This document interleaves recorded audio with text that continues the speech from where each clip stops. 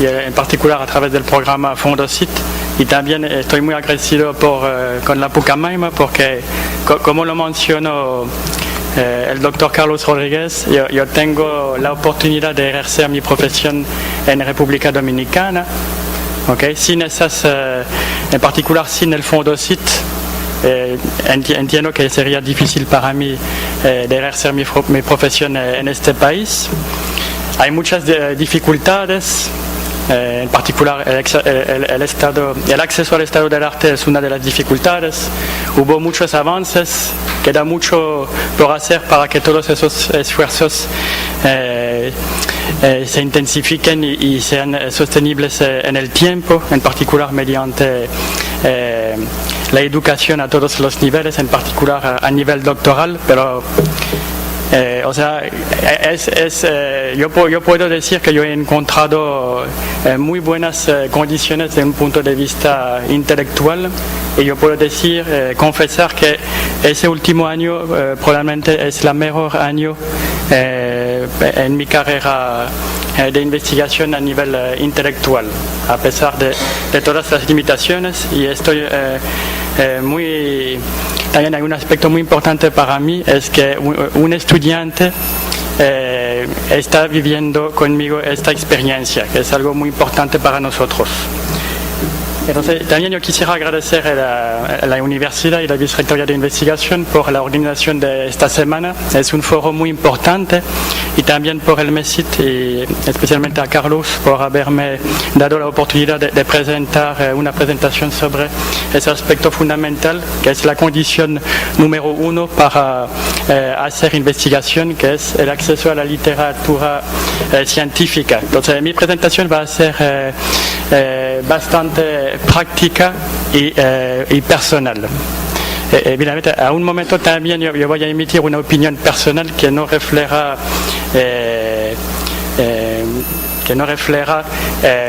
sistemáticamente la opinión ni de la Pucamaima ni del MESIT. Entonces, yo imagino que alguien no ha experimentado esa cuestión aquí.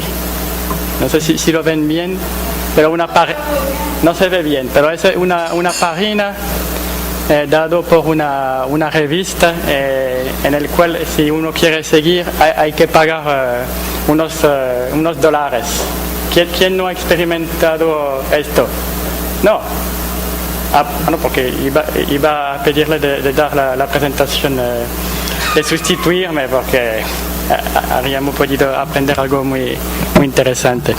Pero ese es el problema, ¿ok? Ya Carlos nos ha dado una muy buena ponencia sobre este tema.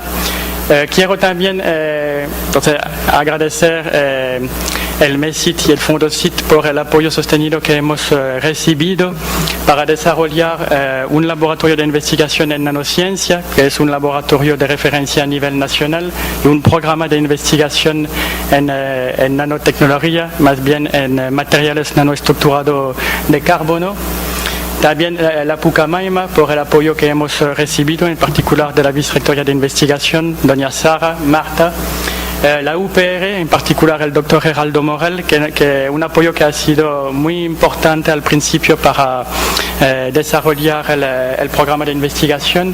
Más recientemente, desde octubre, el Rochester Institute of Technology, en particular el Nanoimaging Laboratory dirigido por el doctor Richard Elliston. Y mediante esta colaboración podemos tener acceso a microscopios electrónicos en transmisión no disponibles actualmente en el país. Aquí tienen unas fotos del laboratorio para los que no lo conocen, y están invitados a visitarlo cuando tendrán tiempo. De manera breve, nosotros estamos interesados en materiales nanoestructurados de carbono. Carlos mencionó nanotubos de carbono, estamos interesados también en grafeno, distintas nanoestructuras de carbono SP3, materiales híbridos. Materiales híbridos e incluso nuevos nanomateriales. Yo mencioné yo mencioné que estábamos viviendo unos meses con mucho entusiasmo, y esa es la última transparencia de una presentación que yo di el último martes.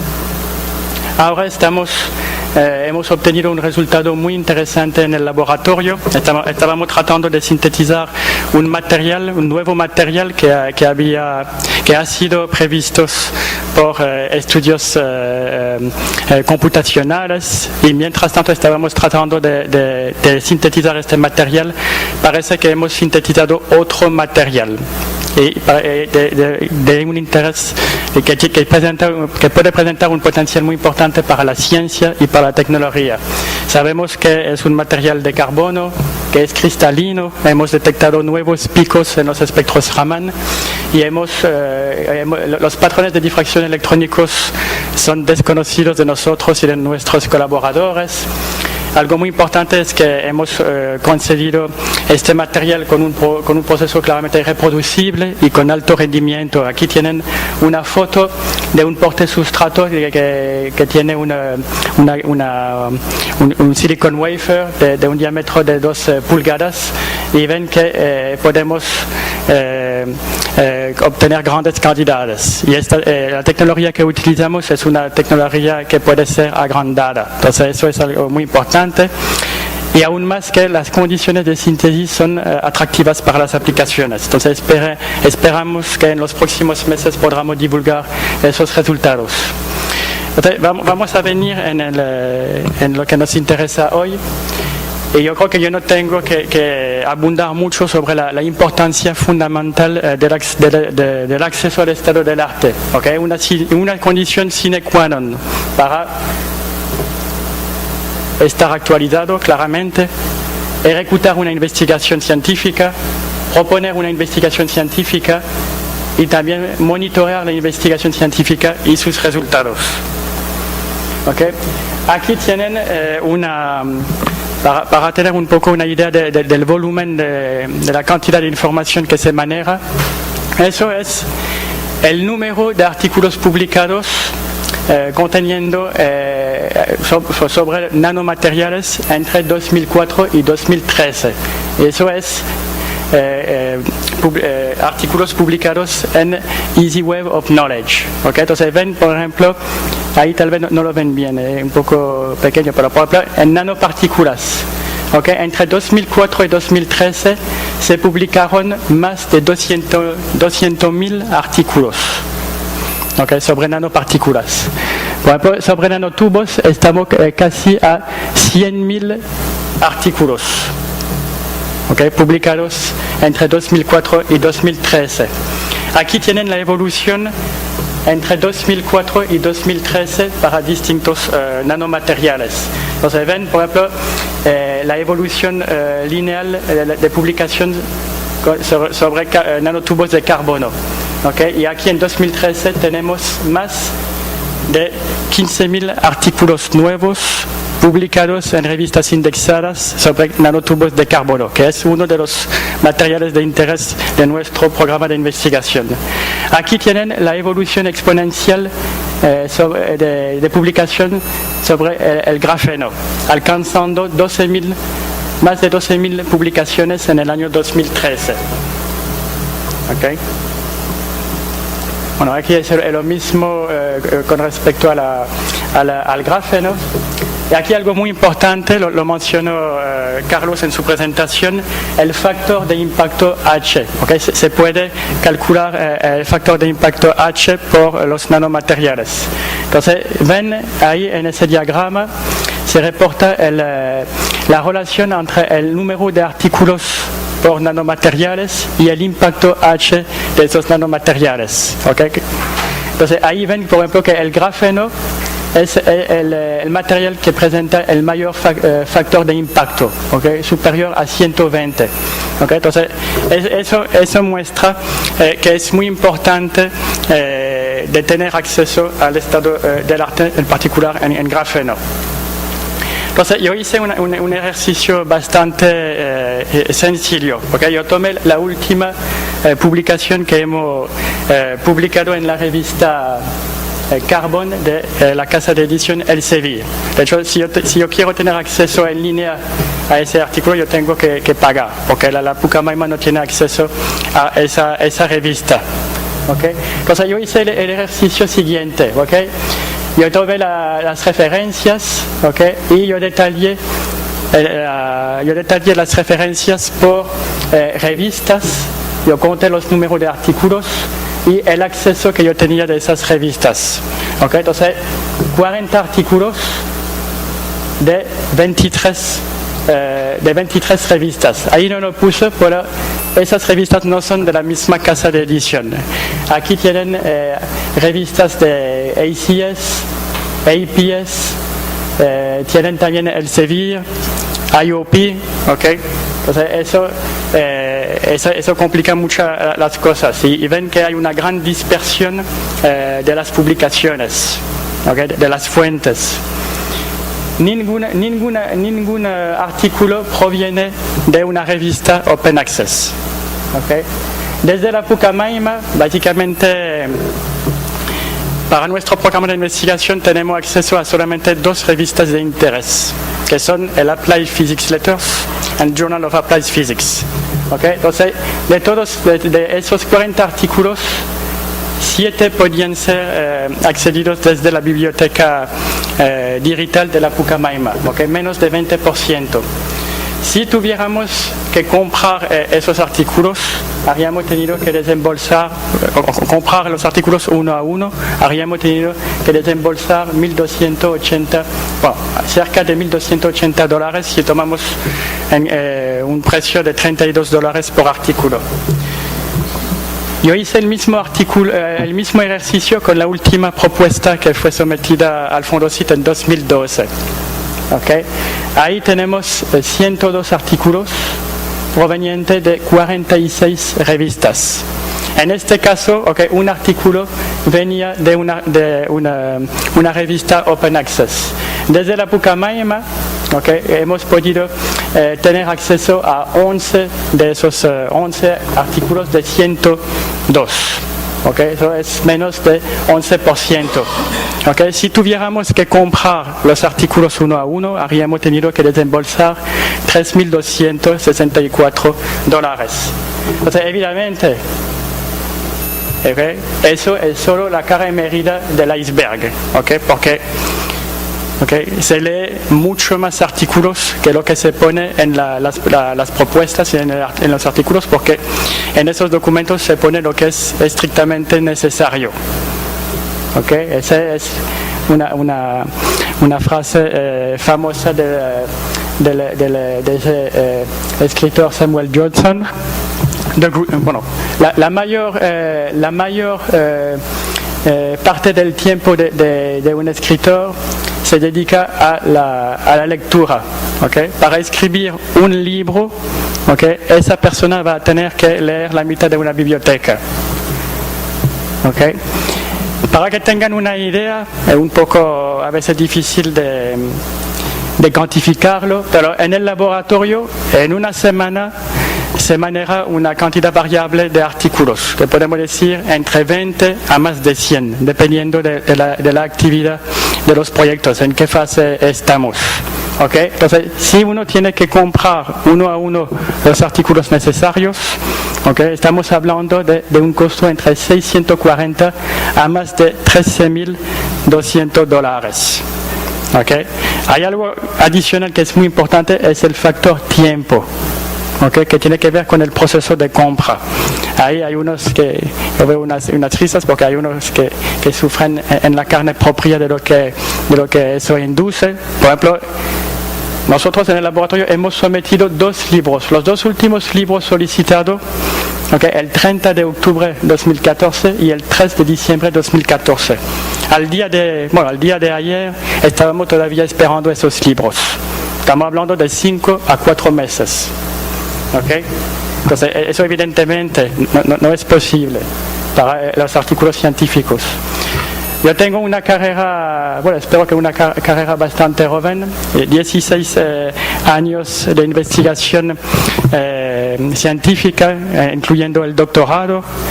en países como Francia, Inglaterra, Puerto Rico y entonces República Dominicana. Y durante todo ese tiempo yo compré, es importante, directamente, ya Carlos tocó ese tema. Okay.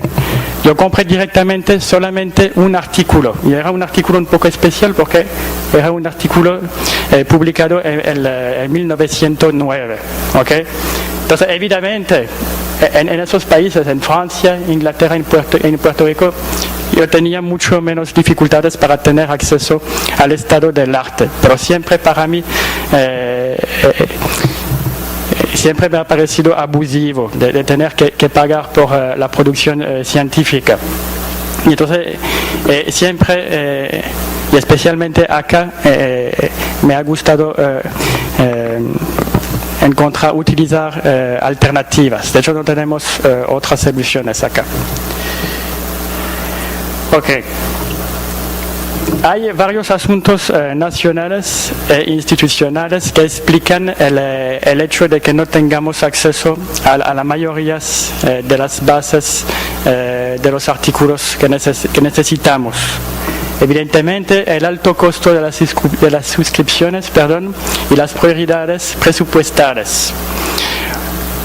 Otro punto que es el argumento de los administradores. Hay muy pocos utilizadores.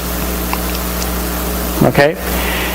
Podemos mencionar también la deficiente cultura de la investigación científica en el país. En nuestro caso particular, no tenemos ninguna carrera científica en la Pucamaima. Solo la UAS tiene las carreras, pero a nivel de licenciatura. ¿Okay? No tenemos ningún doctorado por el momento. También a nivel local, las ingenierías, la ingenierías están desconectadas de la problemática a micro y nanoescala, de la química, la física y de los materiales. Y algo muy importante es que la docencia se apoya muy poco, ¿okay?, de la investigación científica. Entonces, desde 2007 se ha sensibilizado tanto la Pucamaima como el MESIT, ¿okay?, sobre ese asunto, y en particular estábamos muy interesados en la suscripción a Science Direct. Okay. Pero sabíamos que era muy complicado porque en la Pucamaima no tenemos carreras científicas y en la UAS no hay ningún programa doctoral, entonces sabíamos que era muy difícil esa temática y no hemos tenido éxito con esa solicitud. En el camino hubo una experiencia bastante interesante de un profesor investigador de la Pucamaima, de la Facultad de Ingeniería, y él, con el apoyo del MESIT, intentó, y de la Pucamaima, lograr la suscripción a la IEEE, ¿okay?, mediante un consorcio nacional. Y teníamos una esperanza porque IEEE es algo relativamente limitado y el costo inferior a Science Direct. Y todas las universidades del país ofrecen las carreras de ingeniería. Pero sin embargo, esa solicitud no fue exitosa tampoco. Entonces, ahí que viene una decisión personal y una opinión personal. ¿Okay? Se abandonó los esfuerzos de solicitud de suscripción a Science Direct, por ejemplo, por considerar que en el contexto actual nacional el dinero sería mejor invertido en contratación de investigadores, evidentemente con PhD, y en la formación de doctores. Entonces, sin embargo, yo tuve la oportunidad de ejercer mi trabajo. Entonces, ¿cuál han sido las soluciones, entre comillas, personales que se han utilizado para ejercer mi profesión? Entonces, evidentemente, se ha utilizado mucho Google, el Internet. Muchas. Porque hay algo que es muy importante y lo mencionó Carlos. Es muy importante de publicar artículos, pero lo más importante es de ser citados. Okay, entonces, mucha gente en el mundo tiene esa conciencia de que su trabajo tiene que ser accedido por la mayor cantidad de personas para recibir la mayor cantidad de citaciones posibles. Entonces, hay muchas, se pueden encontrar muchos artículos, bajar los artículos desde páginas de universidades, repositorios de universidades. Carlos también abundó mucho sobre este tema. Los autores, los investigadores tienen sus propias páginas y muchos, a partir de eso se puede descargar los artículos de muchos. Se puede utilizar también ResearchGate, ese tipo de red para investigadores. También PhD Tree que hemos utilizado. Otras herramientas que hemos utilizado colaboradores y amigos, pero eso es un poco, a mí me da vergüenza, porque yo tengo mi trabajo, pero mis amigos tienen sus trabajos, okay? Entonces tienen que manejar el mismo volumen y tal vez más de información. Entonces yo no puedo pedirle de hacer una parte de mi trabajo, ¿okay? Hemos utilizado algo muy interesante, el acceso alternativos mediante el acceso de unos colegas en bibliotecas digitales de otros países e incluso de estudiantes egresados de la universidad. ¿Okay? Eso es la realidad. Algo que mencionó Carlos también y que funciona muy bien por la razón que yo mencioné es escribir directamente a los autores. Y entonces todos los investigadores que contacté me han respondido, ¿okay? A veces en los minutos, 24 horas, 36, dependiendo si es en Rusia o en Japón, pero eso funciona, ¿okay? Y la clave de escribir un correo muy directo y muy corto. Okay, pero siempre funciona eso, porque es nuestro interés de ser leído y de ser citado. Pero eso, evidentemente, usted si tiene que escribir 20 a 100 correos electrónicos para pedir un artículo, uno pierde mucho en eficiencia, pero uno llega a tener la información relativamente rápidamente. Otro aspecto es el acceso temporal por ser invitado a evaluar manuscritos. Especialmente Elsevier ofrece esa opción para los evaluadores. Ofrecen un acceso de 30 días a Scopus. Okay, entonces eso nos ha ayudado también a un momento dado. Otra estrategia es utilizar membresías profesionales, por ejemplo, Material Research Society, pero ahí uno tiene acceso a revistas muy limitadas. Y últimamente, que es algo que tiene un alto potencial, que hemos logrado solamente desde octubre del año pasado, cuando al iniciar la colaboración con el Rochester Institute of Technology, yo tuve la oportunidad de ir en Rochester y ahí yo conseguí un acceso oficial a la amplia biblioteca digital del Rochester Institute of Technology. Okay? Entonces eso nos ha permitido de mejorar nuestra productividad de manera exponencial. ¿Cuáles son las soluciones institucionales? Bueno, eso era parte de la pregunta que yo tenía para Carlos.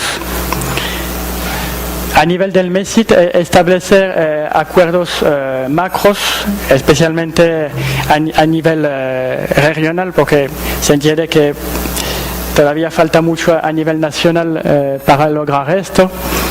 A nivel de las universidades, puede algo muy interesante que yo mencioné justamente hace un minuto es el acceso mediante acuerdos con universidades extranjeras.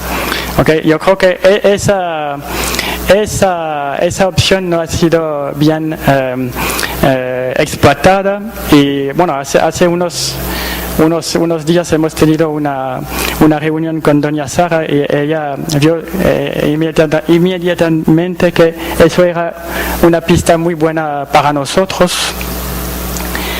Y otro aspecto, consorcios nacionales. Yo creo que cuando uno ve los rankings, yo creo que podemos decir que ninguna universidad se encuentra en una escala mucho mayor que las demás. Estamos en la misma, como se dice en francés, en la misma bolsa. ¿Okay? Y lo que tiene que ser la prioridad es el interés nacional. Entonces yo creo que tenemos que mejorar esa parte en cuanto a consorcios nacionales. Ahora estamos hablando de un consorcio nacional para crear un programa doctoral en ciencias, ¿okay? Que es algo muy importante. Pero entonces hay que ser preocupado cuando no ha sido posible, ¿okay? Mediante un consorcio nacional, de tener acceso a la IEEE. Y con eso es todo lo que yo quería decir hoy. Gracias por su atención y no sé si tienen algunas preguntas.